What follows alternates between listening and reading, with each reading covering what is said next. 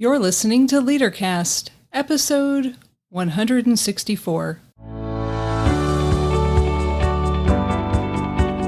Welcome to LeaderCast, Transforming Missions podcast with Tim Bias and Sarah Thomas, providing you with insights and resources you need to lead a movement of Jesus followers. One of the things that we should always remember is to recognize gifts in someone else.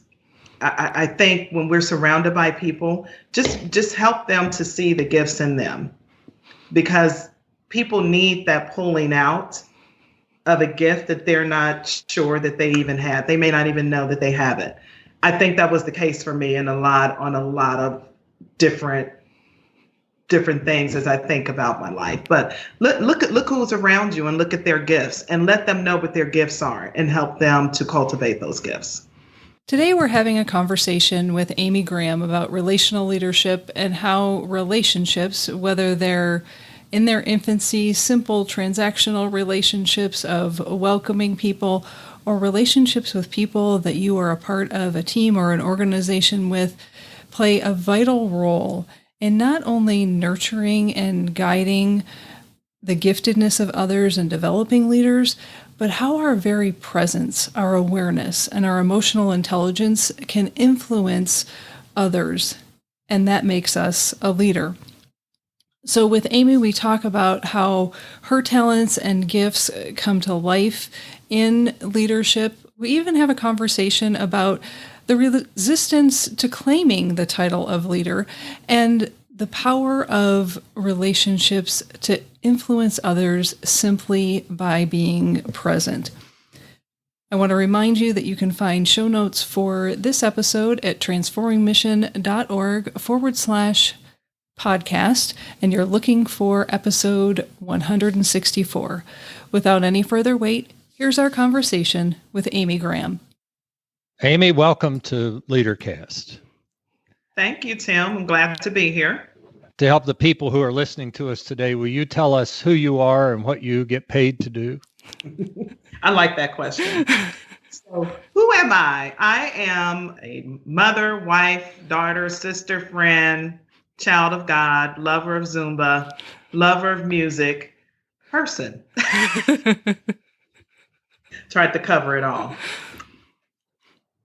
And I get paid to be the communication specialist for the West Ohio Conference, which means, that's a fancy word, I gather the stories of leaders and congregations and ministries throughout the West Ohio Conference and put them out for everyone to read about, the good stories of how the churches and ministries are living out the role of making disciples of Jesus Christ and doing good in the community and in the cities to which they are. So I'm guessing that with your work, you get to see some courageous leaders at work. What does being a courageous leader mean to you? So when I read that question, I thought, what is courageous? What do I like about courageous leaders that I've worked with in the past? And those leaders have had vision, like a vision that is beyond maybe what their team can see. Someone who is not afraid to let people on their team have their light shine, be the star. Not afraid to say, I'm sorry, I messed up. Not afraid to say that they don't know everything. Sometimes I think we forget we don't know everything. And so we have a team around us that helps us and guides us in different areas where we need our help. During each month of 2021, we're focusing on a different theme for courageous leaders. The question we've kind of focused on is, what do courageous leaders need to know, do, or understand? And one of the things we've said is they need to build relationships with people. Mm-hmm. So here in February, we have this big theme of relationships. So for our conversation today, we want to focus on the importance of relationships in life and in leadership, and specifically how your strengths fuel your relationships with the people you know well and maybe not so well. So that's our context. So when I think about relationships, I think our lives and work are the basis of relationships, right? So we're on this earth. God put us on this earth to be with each other. We're not to be individuals just here. We're to live out our lives with other people. And when I think about how relationships have fueled my life or what role they played in my life, I think it's growth. When I'm in relationships with people, getting to know people, taking time with people, I learn about them. A lot of times I learn things about myself. I learn about culture. I learn about maybe others' past hurts or past pains. I mean, I think that people want to, like, I'll use this as an example. In my previous world, when I worked at the convention center, somehow I would always meet a client. We would do the proverbial lunch tour of the building. And somehow it would always end up in a long conversation the rest of the afternoon with that client. But I think people generally, they want to be in relationship with other people. They want to talk about themselves. And I'm cool to listen to people talk about themselves because I always tend to learn something that I think fuels me or gives me life. Tim mentioned that we wanted to focus in on how your strengths come to life in your life and leadership, specifically around relationships. So before we jump into that, let me, if I may, name your top 5, and then I've got a question for you in that. So from the Clifton Strengths tool, your top 5, as you shared with me, are positivity, adaptability, learner, arranger, and restorative. So I'm wondering in that, how do your flexibility and adaptability make building relationships easy or challenging for you? Okay, so it makes it easy. I'll use an example. When there's a new boss, and we know that the boss may be different from their predecessor, for my stress level, I kind of like to go with the flow and adapt to what that leader is going to attempt to live out. Right. I try to, because I think it's more stressful to say, oh, we haven't, we did it like this and so did it like this. And this is what I'm used to. But there's a reason why we have a new leader. And again, I think part of me, I have a respect for a leader who's a visionary, who does certain things that makes me comfortable with saying, well, let me stay here. It goes bad when, quote unquote, the natives, if everyone else is against the leader, but I'm the one who wants to go along with the leader, then I'm like the bad guy because I'm being Miss Goody Two Shoes, sucker up or something. That's where I find sometimes that can go bad. Humans. Humans. So building on that, and I'm thinking about this beautiful talent of learner, and this question is going to sound kind of funny because we don't generally talk this way, but I've seen you do this in action. From as an observer watching you in a previous role that you were serving in. How do you, quote unquote, learn people? Okay, so in my previous role, I was welcome and hospitality coordinator for the West Ohio Conference Center. And primarily that was about welcoming the people that came into those doors for a meeting. And a lot of times it was seen as a place that people did not want to come to, because if you went to the conference center, then you probably had a meeting with the bishop and you probably were going to get moved. I think a lot of leaders thought that. So my ultimate goal was to make sure that people that came in the building felt comfortable. They felt like it was their building, and they felt a sense of warmth. So I think I would welcome people, I would offer them, and it sounds simple, but I know maybe everyone does not have that skill. Offer them coffee. How are they doing today? I would say to them, ask where are you driving in from? I think I would just automatically just start a conversation with people, and they would start talking to me. And I've had some conversations with some very unlikely people that I thought I would be in conversation with. Just hearing you describe that and recognizing where people were at as they were walking through the door and wanting, your desire to want to shift that perspective and that experience. What a beautiful expression of not only your learner talent, but your positivity talent. That this is going to be a positive experience if I have anything to do with it. I'm putting words in your mouth. You didn't say it exactly that way, but being able to welcome folks that this is a good experience and this will be a positive thing there. Listening to Amy, hearing what she's saying and what I've experienced, I'm going to ask a really strange question. Do you have relationships that aren't good?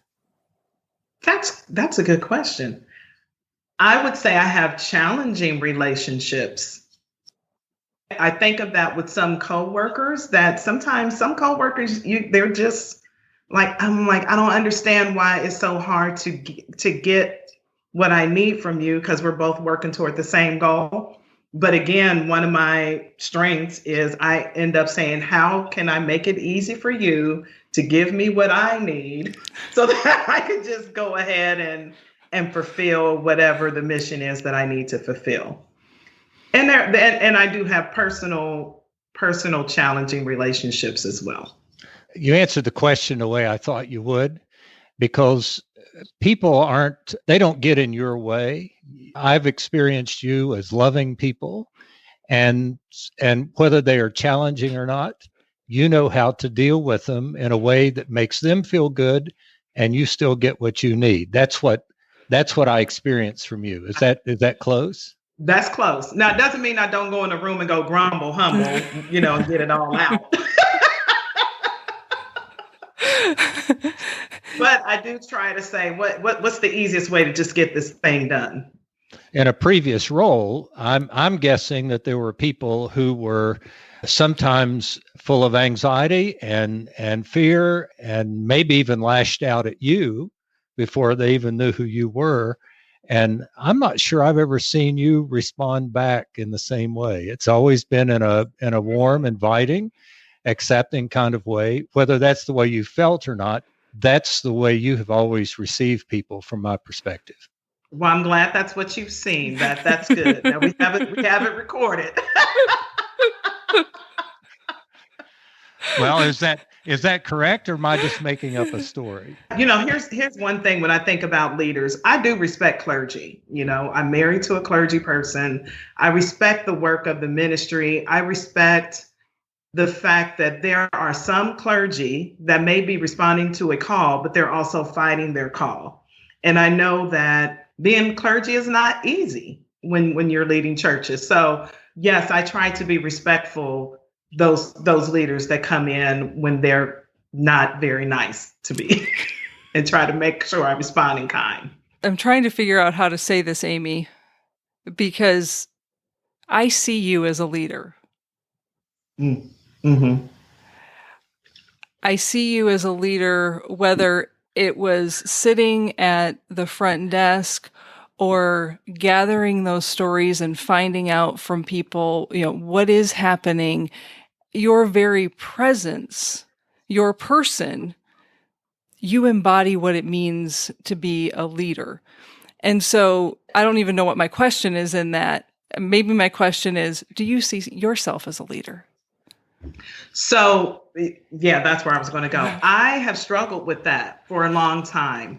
I think when I reflect on my career in hospitality, 20 something years, I helped open the Northern Kentucky Convention Center. I had titles, but I never saw myself as a leader. And when I reflect on my career, I'm like, wow, I really was a leader. People did respect me. And if I would suggest something, what I had was given value. It was shown value. But I had a hard time with being a leader. I can remember, growing up in church in probably like the 80s, early 90s, the trajectory at those churches, at least I found that it was leader development happening. They didn't call it that, but they developed leaders in the church. You were paired with, I may be dating myself, someone on administrative council You went to administrative council meetings, and then eventually you moved into that role. Same thing with endowment, United Methodist Women, United Methodist Men. There was a gradual training up of leaders at that time. And I can remember someone saying, "You have the mark of leadership on you." And I totally poo-pooed it. Throughout, though, my life, I've heard people say that. And I don't know if that's part of, I don't want to shine brighter than anybody that I'm around. I just want to be over here and like do the work. And I would say until the past probably couple of years, I'm getting a little bit more comfortable with the leader aspect of who I am. You've probably heard us say this definition before, and often we think about a leader can only be in a position of leadership. The definition that we've been working with comes from Brené Brown, and she says anyone who takes responsibility for recognizing the potential in people and or processes and has the courage to develop that potential.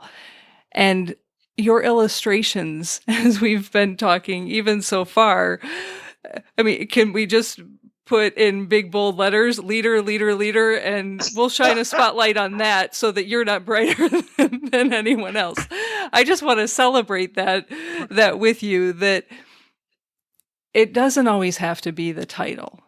Mm-hmm. Sometimes it's simply our very presence in what we are able to see in others and in the processes.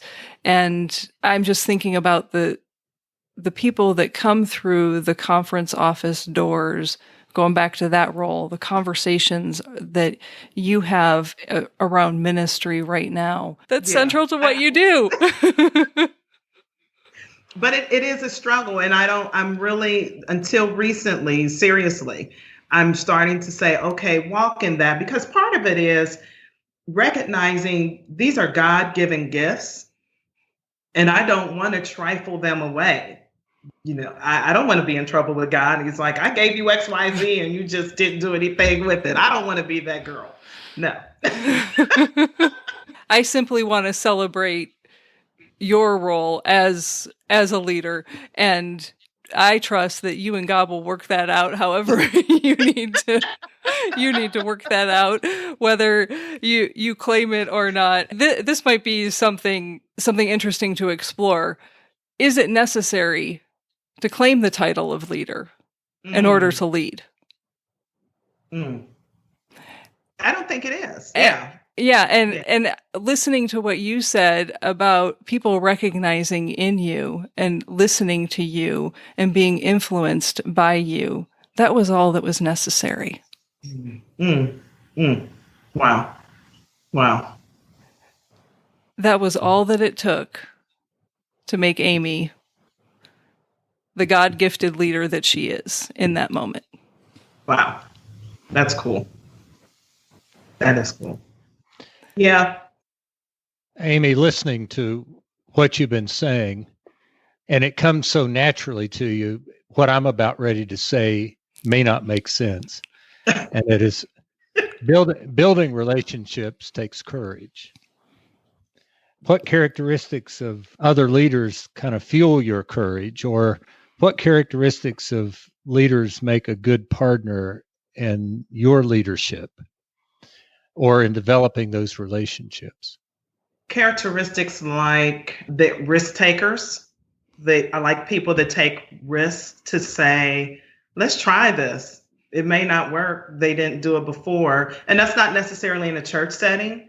That is in any project when you're trying to figure out how to do something differently to get a different result. I like risk takers. I like people that would take responsibility if they're wrong or if they messed up.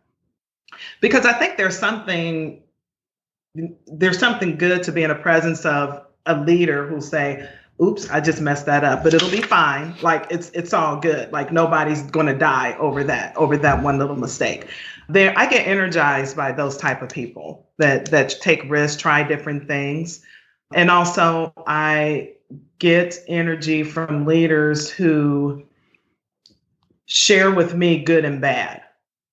Like if they say, Amy, you know what, you did not write a good letter to the bishop, or that's just an example. You use this term that may have been either derogatory or whatever, instead of letting me go fall flat on my face by doing something that really isn't going to look good on me. Amy, I'm wondering what courageous decisions you're making right now as a leader. Oh, geez. So, one decision that I am making actually this week, I have been writing for a couple of years. Someone spoke into me, they thought I should blog. And I'm like, why would I want to do that? And she said, because people like to talk to you. They want to hear what you have to say. I'm like, that makes absolutely no sense to me. So I started writing. I've always journaled. So I started writing a blog. And the blog was a personal blog. It began with, I started with grief, writing about grief over the loss of my dad. Then I had grief of a friend. Then it morphed into stories about, hair loss. I have alopecia. So stories around hair loss, what it means to be feminine with losing your hair, all different types of personal stories, being a clergy spouse, moving from different city to city, losing your job, not really losing your job, but leaving a career and what it means to leave your career and go the path with your husband. So I have all these writings because I remember reading somewhere that if you want to start a blog, you should have about, I think it's 12 to 15 entries. So I'm handing those writings over to a published author and an English major to take a look at, and I'm terrified. I'm excited. It is exciting. The strange thing is, because it's been over a period of time, I have changed my perspectives on some things. And also because I have been writing for the conference, my writing skill has gotten better. And so I can look at some things and say, oh, that's like horrible. So some of them I'm going back to, kind of edit, but some of them I think I just need to go ahead and just put it out there and be done with it. One more courageous thing that I said I was doing, but I already shared it. Just embracing some of my God-given talents that I have shied away from and trying to live those out. I turned 50 and I'm like, oh my God, it almost feels like it's exciting. But then it brings on this thought of what do I want to do that I have not done yet? And why haven't I done it? And so now I'm like, okay, what are those gifts? How do I live it out? And let's go ahead and do this. So, Amy, what do you celebrate God doing in your life and your leadership? And we'll just say over the last 3 months or so. So in life, I would say that COVID has really brought along a lot of shifts in personal life. Early in COVID, Cornell's mom, my husband's mother, passed away and he had to travel. So that was in April, I think. He had to travel to South Carolina. So when he got back, he had to quarantine because we had the travel advisory thing happening out there. And so over his 14-day quarantine, he got served breakfast, lunch, and dinner, everything that he absolutely needed. I'm sure he loved it. But also, we started a routine because I was working at home. We started a routine of having morning coffee first thing in the morning before I went to work. And we talked about whatever we wanted to talk about. And of course, at that time, he talked a lot about his grief, but it was a space to talk about anything but church and a honey-do list. So if we continue that now, and we actually covet that time because the demand on lives, we're still, even though it's COVID, we still sometimes are not able to have that kind of time together.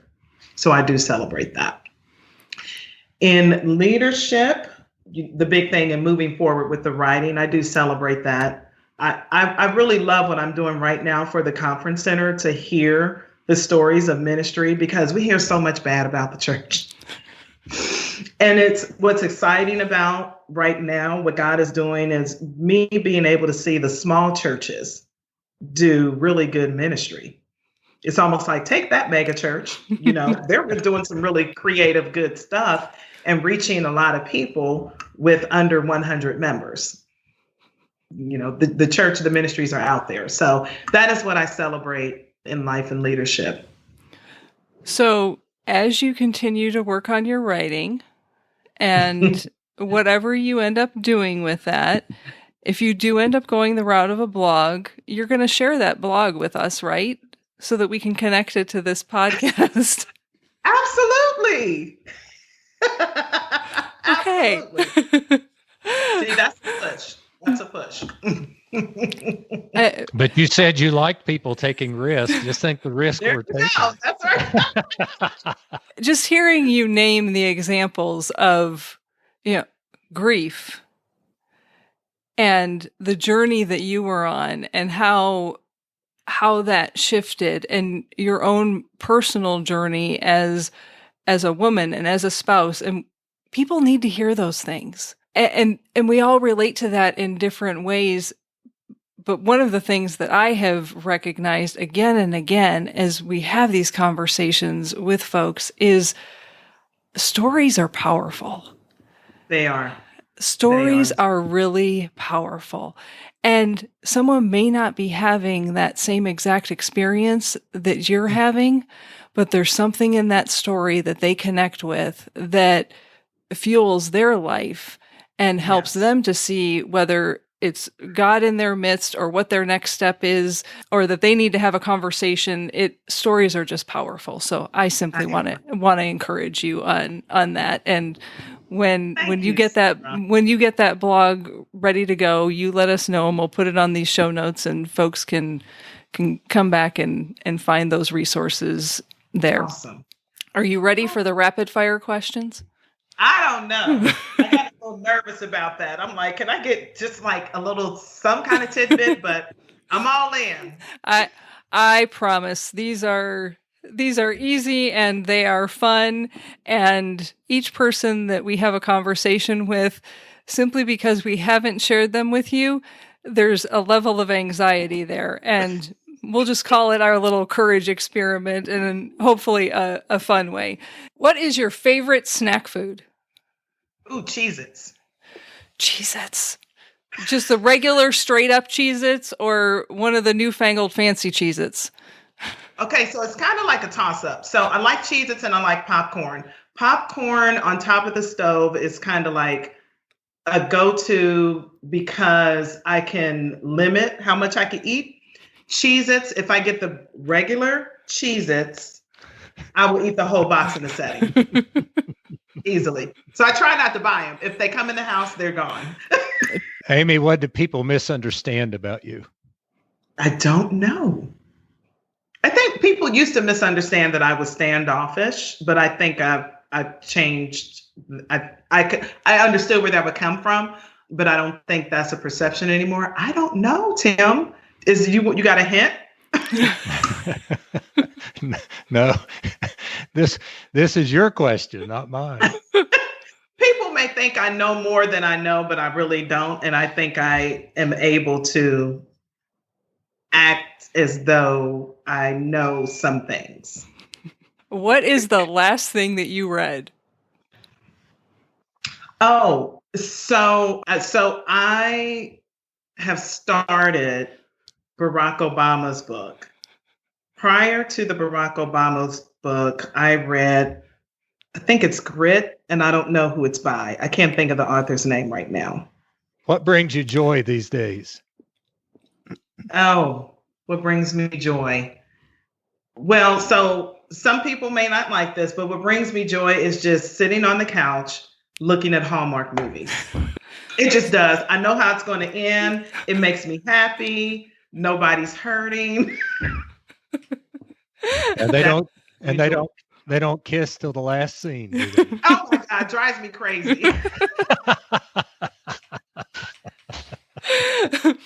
Okay, this last question is really 3 questions, and I'm going to ask them to you. I'm going to ask you all of them, but I'm going to ask you them one at a time. That was a whole lot of buildup, and here's why I'm doing this. You mentioned music at the start of our introduction of who you are, and that's what this question is about. So the first question is, what music brings you meaning? What music brings me meaning? Or what music is meaningful to you? Say that in a different way. Like a genre. Well, anything that has some good lyrics to it, I think. But then now, see, I take that back because I can listen to something that does not have lyrics, some good jazz, or, heck, even the Messiah sometimes. Listening to that can bring me joy. Yeah. Yeah. So what music motivates you and gets you moving? Well, right now it has been a little bit of a little Zumba. I think it's called Latin urban. There's so many genres, but that music does get me all pumped up. And last question in the music category, and this is actually our last rapid fire question. What music brings you peace? Jazz. I grew up listening to, and he's dead now. His name is George Shearing, and he plays piano. And my parents just played him all the time growing up. And I just love. There's a specific CD that I love. I think it's like his greatest hits or something. And it's one of those that can just chill me down. Yeah. Awesome. Thank you, Amy. Thank you for taking time out of your schedule to be with us, and for not shining a spotlight on you, but shining a spotlight on what it means to be a leader who is in relationship with others. I am grateful for you and give God thanks for you and the way that He has gifted you.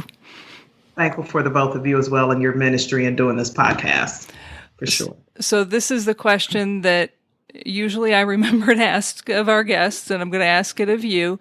Any last minute things that you would like to share with folks that either we didn't touch on and you want to say to folks? When I think about leadership and when I think about some of the things that we talked about, in me and who I have worked with, who were leaders and leaders who I worked for or worked with, one of the things that we should always remember is to recognize gifts in someone else. I think when we're surrounded by people, just help them to see the gifts in them, because people need that pulling out of a gift that they're not sure that they even have. They may not even know that they have it. I think that was the case for me on a lot of different things as I think about my life. But look who's around you and look at their gifts and let them know what their gifts are and help them to cultivate those gifts. And that in itself is a gift. Tim, any last minute words? Amy, I'm glad you joined us today. And I think what I want to say, you are a fabulous leader, even though you don't think you're a leader. You are leading all the time. And part of it gets lost with your personality. And I'm not saying that's a bad thing. I'm just saying you are so inviting and you're so hospitable that people don't even know they're being led. You know what I'm saying? And it's such a gift for you to do that. And I got to tell you, I think I said this before, we're pushing 160 and above in terms of podcasts. Right. And because of who you are, we haven't had anybody quite like you on the podcast. Oh, wow. And I'm grateful. Tim, I do appreciate that. Well, thank you. It's been very good today. Yeah, it's been fun. It was fun, Amy. And that's the beauty of relationships. They make things fun. So as always, I have a few questions for you as you think about what Amy offered to us today and about the nature of our conversation. Here's what I want you to think about in this coming week. Who first recognized you as a leader? Now, I'm asking you these questions, but when I get to the third one, you're going to know that I'm actually asking you to write these things down. Who was it that first recognized you as a leader is the first question. The second question is, whose gifts are you cultivating and celebrating to be a leader or to become more of the leader that God has created them to be? And then the third question is, to go along with what Amy offered to us today, if there was a narrator for your life story, what would they write about your gifts, your talents, and your relationships? In other words, what do they see in you?